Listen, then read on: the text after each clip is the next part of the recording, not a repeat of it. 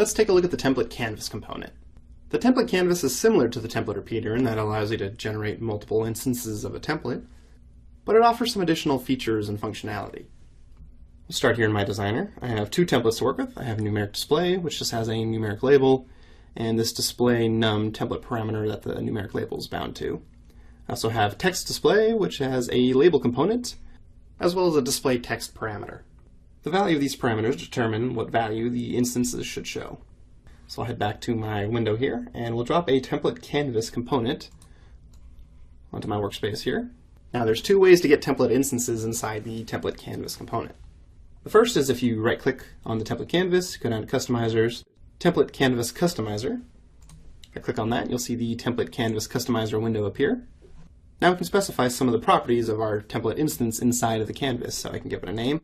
We'll go ahead and create an instance of our text display, so I'll just say, how about text template? We'll specify which template to use, so we'll use text display.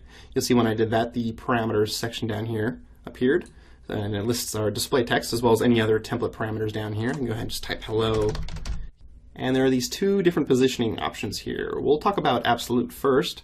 This allows you to specify the X, Y, width, and height of the template instance inside of the canvas. It's important to note that the X and Y positions are relative to the canvas, not the window. So we'll just fill this out here. We'll say X is 0, Y is 0. We'll do a width of 100 and a height of 50.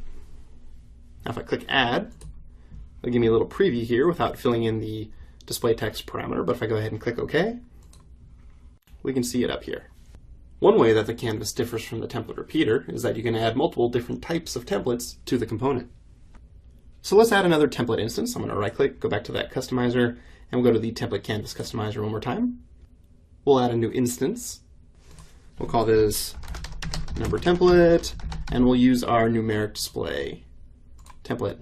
Now let's take a look at this layout positioning here. I'll click on the little radial button there.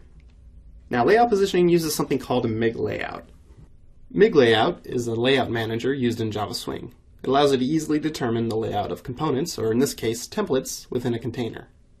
Now I'm not going to talk too much about MIG layout, but I do have an example I want to paste in here.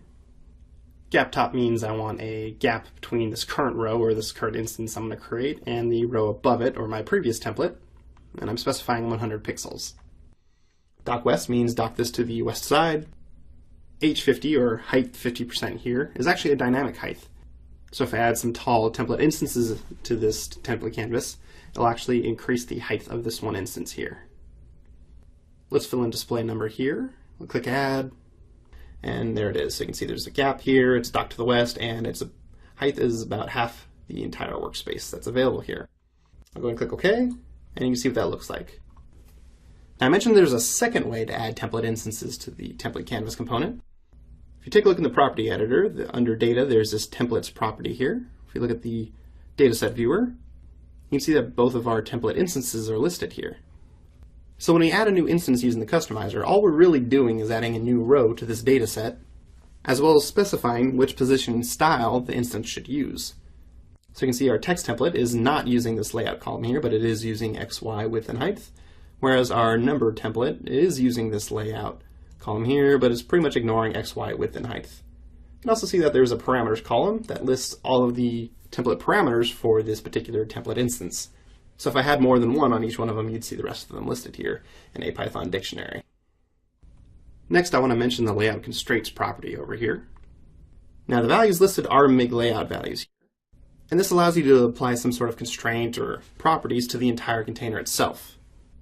Now, if you're curious to learn more about MIG layout, there's plenty of documentation online.